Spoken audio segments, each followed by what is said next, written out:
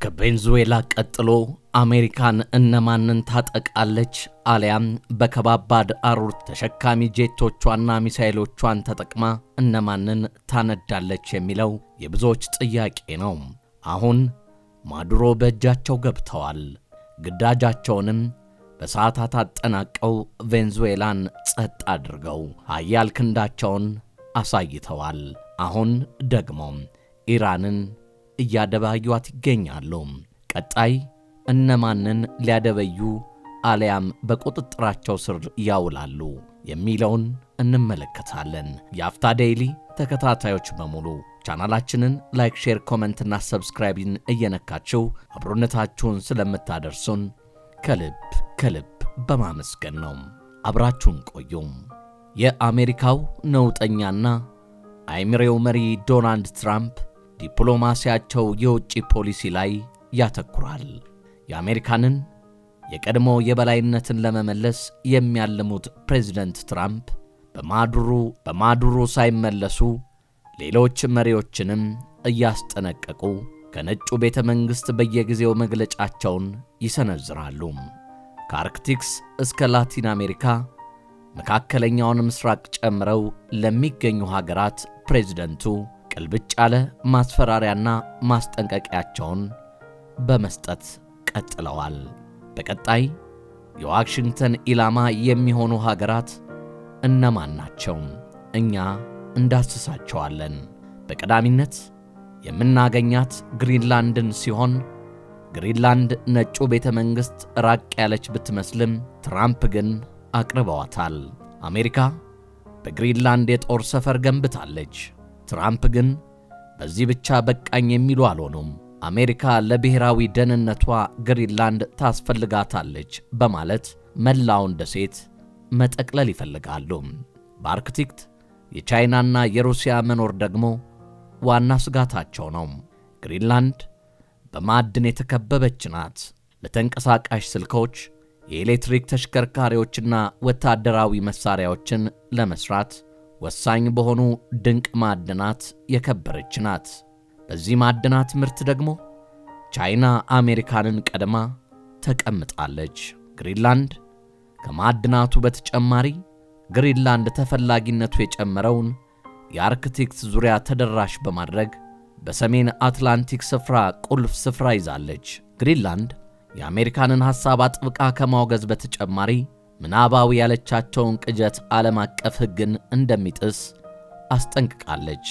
ግሪንላንድ የዴንማርክ ግዛት አካል ናት። በግዛቲቱ የሚደረግ ማንኛውም እርምጃ የኔቶን አንድነት በቀጥታ የሚፈታተንና ትልቅ የዲፕሎማሲ ቀውስ ሊያስከትል የሚችልም ጭምር ነው። ኮሎምቢያ ለረጅም ጊዜ የአደገኛ የዕፅ ዝውውርን በመዋጋት የአሜሪካ አጋር ሆና ቆይታለች። ይህ ግንኙነት ግን በፕሬዝዳንት ትራምፕ ዘመን ግን ንፋስ ገብቶታል። የቬንዙዌላን ዘመቻ ተከትሎ ትራምፕ ለኮሎምቢያውያን ፕሬዝዳንት ግልጽ ማስጠንቀቂያ ሰጥተዋል። ማስፈራሪያ ቢባል በይበልጥ ይገልጸዋል። የጉስፖ ቤትሮ መንግሥት የአደገኛ ዕፅ አዘዋዋሪዎችን እንደፈለጉ እንዲፈነጩ ፈቅደዋል ሲሉ ማዕቀብ ሁሉ ጭምር ጥለዋል። ፖለቲካዊ ጣልቃ ገብነትም እንደሚኖር ጭምር ፍንጭ ሰጥተዋል። የቬንዙዌላ የምዕራብ ጎረቤት የሆነችው ኮሎምቢያ ትልቅ የነዳጅ ክምችት ያላትና ወርቅ፣ ብር፣ ፕላቲኒየምና የድንጋይ ከሰል ያሉ ማዕድናትን በስፋት ታመርታለች። የቀጠናው የአደገኛ ዕፅ በዋናነት ደግሞ የኮኬን ዋነኛ አምራች ናት። ኮሎምቢያ ለዓመታት የዕፅ አዘዋዋሪዎችን ለማጥፋት በመቶ ሚሊዮኖች ዶላሮች ወታደራዊ ድጋፍ ከአሜሪካን አግኝታለች። አሜሪካ ኮሎምቢያ ላይ ያነጣጠረ ጥቃት ስትሰነዝር እንደው ሲጠየቁ ዶናልድ ትራምፕ ደጋግመው አላሰላሰሉም። እኔ ደስ ይለኛል ሲሉ መለሱ። ኢራንና ትራምፕ በቁራኛ ሲተያዩ ቆይተው ቀድመው መተዋታል። ኢራቅ በሕዝባዊ ተቃውሞዎች ለበርካታ ጊዜም ስትታመስ መቆየቷ የአሜሪካን እጅ እንዳለበት ይነገራል። ኢራቅ በኒውክሌር ማብላያዎቿ ላይ ከእስራኤል ጥቃት ሲሰነዘርባት አሜሪካን ቀንደኛ ተባባሪዋ ሆና ተከራርማለች። የእስራኤልና የአሜሪካን ፕሬዝደንቶች ኢራን አደገኛ ስጋት እንደሆነች በአንድ ድምፅ ሲናገሩ ይደመጣል። አሁን ለሁለት ሆነው ቴህራንን እያወደሟት በሁለት ክንዶቻቸው እየተጋገዙባት ይገኛሉ። ትራምፕ መንበረ ሥልጣናቸውን ከጨበጡ ቀናት ማግስት ከሜክሲኮ ጋር ያላቸው ሰጣ ገባ በውጥረት የተሞላ ነው። አሁን እየተባባሰ ይገኛል። ሜክሲኮ አደንዛዥ ዕፅንና ፍልሰትን ማስቆም እንዳልቻለች ትራምፕ ተናግረው አደንዛዥ ዕፅ ወደ አሜሪካ እየጎረፈ እንዳለም ተናግረዋል። ይህንን ለማስቆምም ወደ ሜክሲኮ ወታደሮችን ልከው የዕፅ አዘዋዋሪዎችን ለመዋጋት ሐሳብ ደጋግመው ቢያቀርቡም ለሜክሲኮዋ ፕሬዝዳንት ሐሳቡ እዚህ ግባ የሚባል አልሆነም። ሁለቱ የድንበር ተዋሳኞች ጠንከር ያለ ኢኮኖሚያዊ ትስስር አላቸው። ትራምፕ ምንም እንኳ ወንጀለኞችንና ድንበር ዘለሎችን ለማስቆም ሐሳባቸውን ቢናገርም በሉዓላዊነትና በቀጠናዊ ጉዳዮች ግን ስጋት ሆኗል።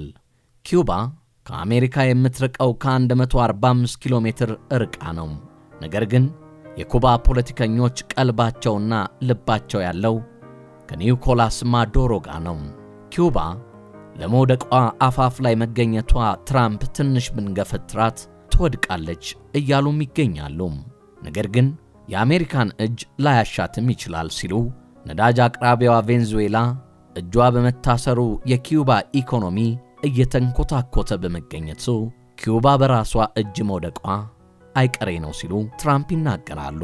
ከሳቸው አለፍ ሲልም የውጭ ጉዳይ ሚኒስትሩ ማርኮ ሮይ ኩባ ከጫፍ መድረሷን ተናግረዋል። ይሁንና ወታደራዊ ጥቃት ባይኖርም በኩባ የመንግሥት ለውጥ ለመፍጠር ንግግር መጀመሩን ጠቁመዋል። ይሁንና ሌሎቹን ከቁብ ሳይቆጥሩ ኢራንን እንቅልፍ ሳይተኙ እያነደዷት ይገኛሉ። ሰውየው ታዲያ እነዚህን ተዋቸው እንደርስባቸዋለን ያሉም ይመስላሉ።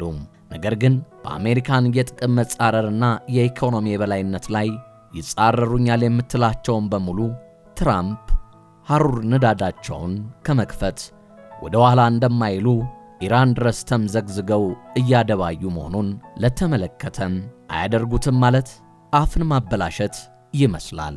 የተወደዳችሁ የቻናላችን ቤተሰቦች የአፍታ ዴይሊ ፕሮግራም እየተከታተላችሁ ላይክና ሼር፣ ኮሜንትና ሰብስክራይብ የደውል ምልክቷን እየነካችሁ ደግሞ ሁሌም የምንለቃቸው ይደርሷችኋልና አብሮነታችሁ አይለየን ስንል በዚህ አጋጣሚ እንጋብዛለን። በሌላ ዝግጅት እስክንገናኝ ሰላም ለዓለም ሁሉ ሕዝብ።